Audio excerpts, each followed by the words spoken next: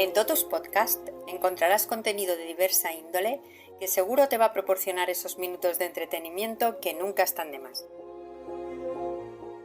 Muy buenas, queridos oyentes de Totus Podcast. Permítanme una dosis de más efusividad en el saludo para quienes, además de escucharnos, colaboran con la continuidad de este humilde proyecto a través de algunas de las suscripciones que ponemos a vuestra disposición, porque una de las ventajas de estar suscrito a Totus Podcast es la de poder influir en la temática de los programas que os vamos ofreciendo semanalmente. Hola José, bienvenido. Bienvenido, Antonio. Inesperadamente, hay algunos oyentes que nos han dicho que echan en falta otra anécdota vaticana de las tuyas. Vaya tela. Y lo cierto es que yo también estaba echando de menos un programa sobre este tema, ¿para qué te voy a engañar? Vaya tela. Así que no hay que esperar más. Después de lo de Siri y de lo del Papa Caranchoa, nos traes un programa titulado Non Habemus Papam. Eso es, José. He elegido una anécdota vaticana harto curiosa, de la vez que eligieron un papa. Pero no.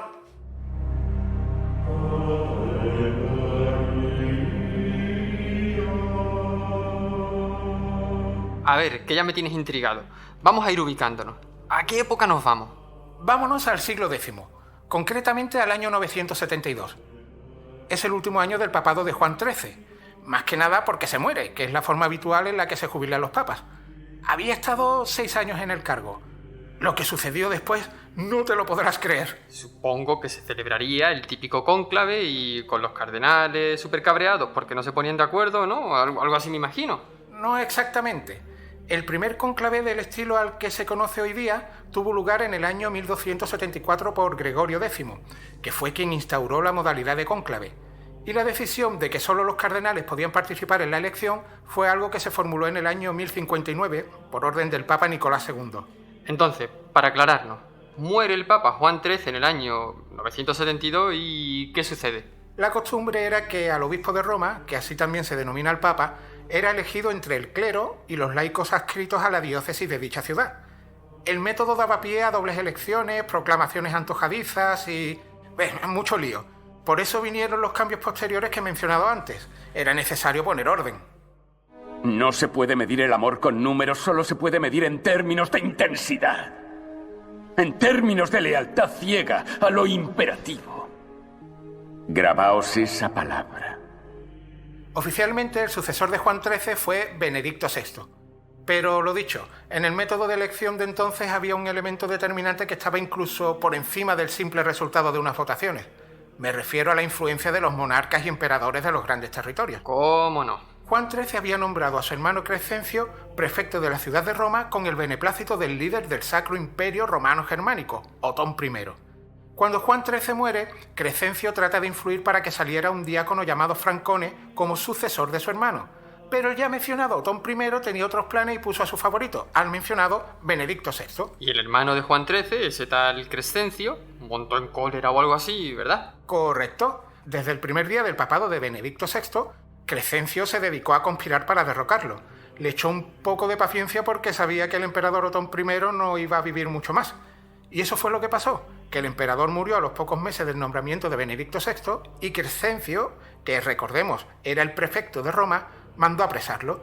Con Benedicto VI en prisión, pudo colocar a su favorito, al diácono Francone Ferrucci, que eligió como nombre papal Bonifacio VII. De este sí me acuerdo porque lo nombraste en el programa dedicado al Papa Caranchoa. Dijiste entonces que Bonifacio VII fue un antipapa. Diría que fue hasta algo más que un antipapa, porque sus coetáneos le apodaban el monstruo. Tanto es así que mandó a estrangular a Benedicto VI. No fuese que al sucesor del emperador Otón I, que de manera original se llamó Otón II, le diese por liberarlo. Un angelito, vamos. Desde luego, entre Bonifacio VII y Bonifacio VIII se podría montar un parque temático de los horrores. Para situarnos en una línea temporal, muere el Papa Juan XIII en septiembre del año 972. El emperador Otón I impone como papa a Benedicto VI. Eso fue en enero del 973. En mayo de ese mismo año muere Otón I y algunos meses después, ya en el 974, Benedicto VI es apresado y estrangulado por orden de Bonifacio VII, el favorito del hermano de Juan XIII. Yo este argumento no sé si lo he visto en la tele. Parece una mezcla de Juegos de Tronos y Falcon Crest. ¿Cómo acabó Bonifacio VII? Tuvo un papado por tramos a medida que se sucedían intentos para quitarlo de en medio. Terminó asesinado, desmembrado y sus restos expuestos a los pies de la estatua de Constantino en Roma. Ya te digo que se le conocía como el monstruo, Hasta se le responsabiliza del asesinato de uno de los papas que cubrieron uno de esos tramos en los que era depuesto, Juan IV. Ya entiendo por qué este programa se llama Non Habemus Papam, porque fue un periodo de muchos papas y ninguno. Podría ser, pero el nombre del programa se debe a otro de esos misterios vaticanos que tanto nos llaman la atención. Hemos hablado del Papa Juan XIII y del lío que se montó tras su muerte. Pues bien, antes de morir había nombrado como cardenal diácono a un señor llamado Domnus de Suri, y al parecer no solo lo nombró cardenal, sino que lo señaló como su sucesor. Ay, se viene el lío. Sí, José, sí. Si alguna vez paseas por la Basílica de San Pablo Extramuros, una de las iglesias más antiguas de Roma, podrás ver relieves de los rostros de los papas que sucedieron a Juan XIII. De los dos que has comentado, de Benedicto VI y del infame Bonifacio VII. Y entre ellos del Papa Domno II. Se vino el lío. A ver si logro poner orden en esto. Venga. Que va a ser que no. Muere Juan XIII y el emperador Otón I impone a su candidato, que fue Benedicto VI. Mientras tanto, se prepara una conspiración para destronarlo y poner a Bonifacio VII, que era el candidato favorito del prefecto de Roma que, encima, era el hermano de Juan XIII. Estamos de acuerdo que eran dos candidatos que se querían imponer sin consenso, es decir, haciendo valer la fuerza de cada respectivo avalista. Pero es que en el proceso de elección parece ser que sí hubo consenso en torno al cardenal que señaló Juan XIII antes de morir, y a ese cardenal, Domnus de Suri, se le consideró el papa legítimo por haber salido fruto de un consenso. Su nombre papal fue Domno II. Espera, ¿Domno II? ¿Es que hubo un Domno primero? Sí, unos 300 años antes que Domno II. Estos líos vaticanos son tremendos, Antonio. A ver, ¿cómo fue el papado de este Domno II? Pues no fue de ninguna manera porque el Papa Domno II no existió. Esto sí que no lo veía venir. Si hace poco me estabas diciendo que su retrato se podía ver en la Basílica de San Pablo de Extramuros. Y sí, allí está. Fueron unos retratos colocados en el siglo XIX cuando aún se asumía la existencia de este tal Domno II. Ahora entiendo bien por qué este programa se llama Non Habemus Papam. No intentes doblar la cuchara. Eso es imposible. En vez de eso, solo procura comprender la verdad. ¿Qué verdad? Que no hay cuchara. ¿Y cómo es posible que haya pasado a la historia un papa que nunca existió? Para eso tenemos las teorías, a cada cual más loca. Los que defienden la existencia del Papa Domno II se aferran a que efectivamente él fue el candidato de consenso elegido sin influencia alguna de emperadores ni prefectos. Fue, por así decirlo, el candidato defendido por la gente de Roma, pero como no se conocen detalles de su papado, se decidió eliminarlo del anuario pontificio. Claro, al no haber datos, pudo ser una leyenda o historia creada por la gente para cubrir, con algo de esperanza, aquel lamentable espectáculo que debió ser la sucesión de Juan XIII. Otra teoría de los que defienden la existencia del Papa Domno II es que fue elegido cuando Benedicto VI fue apresado por Bonifacio VII. Eso para contrarrestar a este monstruo y que murió por usurpador. Pero no hay evidencias que corroboren esta teoría. ¿Alguna más? De los que defienden la existencia de Domno II, vamos a dejar un par de teorías más.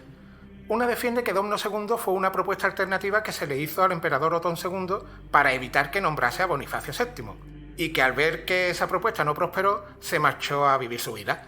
La otra teoría afirma sin ambajes que se trata de un obispo del municipio de Sutri que, además de ser el Papa Domno II, también habría sido la misma persona que encarnó al Papa Benedicto VII. Es muy sutil esa teoría. Una misma persona con dos pontificados, con dos nombres papales distintos. Y para los investigadores que dejaron claro que el Papa Domno II no existió, ¿qué aportan? Aportan unos datos bastante sólidos. El principal son las fechas, que no cuadran. La mayoría de los que escribieron sobre la existencia del Papa Domno II coinciden en que fue proclamado después de la muerte de Benedicto VI, un 20 de diciembre del año 973. Pero está bien documentado que Benedicto VI murió en enero del 974. Otros defienden que Domno II fue elegido papa el 20 de septiembre del 972 y que solo duró 3 meses. Hay un baile de fechas en definitiva que no encajan con los datos que muestran los informes históricos oficiales. ¿Y a qué pudo deberse esta confusión? Porque, a ver, de Habemus Papam a Non Habemus Papam hay un trecho. Pues tú lo acabas de decir, la teoría más probable es que es eso, que se trata de una confusión, que no es algo extraño. Si te acuerdas del programa del Papa Caranchoa, hay un momento que menciona al Papa Martín IV aclarando que nunca hubo un Martín II ni un Martín III. Lo recuerdo. De hecho, te pregunté por ello después de grabar el programa. Me dijiste que el Papa Martín IV eligió ese nombre papal porque la lista de papas de aquella época, el siglo XIII, se confundieron con la caligrafía de los antecesores que eligieron como nombre papal Marino. Con los nervios del momento, en vez de leer Marino, leyeron Martín y le colocaron el número que se suponía que era el correcto. La de veces que le digo a mis alumnos que cuiden la caligrafía si son llamados a un cónclave, ¿eh? Pues aquí sucedió algo parecido. Lo que más se acerca a lo que en realidad pasó es que entre la elección de Benedicto VI, que fue en septiembre del año 972, hasta su consagración como sumo pontífice, pasaron 3 meses. Durante ese tiempo era tratado como Dominus, que quiere decir señor, con la abreviatura de Domno. Así que el Papa Domno, de esos meses, claro, era Benedicto VI, el candidato impuesto por Otón I. No hay más. ¿Y en quién se inspiraron para hacer el retrato que hay en la Basílica de San Pablo Extramuros? La verdad es que no sé qué decirte. Seguramente usaron un generador de imágenes de inteligencia artificial, qué sé yo. No me voy a dejar de sorprender con estas historias vaticanas. El Papa Siri, el Papa Caranchoa y ahora el Papa que no existió. Menuda trilogía. Tienes que ir pensando en cómo ampliar esta especie de universo cinematográfico de Marvel, ¿eh? Algo se me ocurrirá para la siguiente fase. Por cierto, no veas las ganas que me entran de ir de tapeo cada vez que hablamos de papas.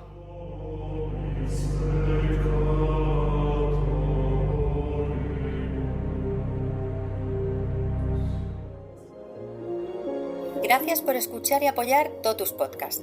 Síguenos en la web www.totuspodcast.com y en nuestras redes sociales. Hasta el próximo programa.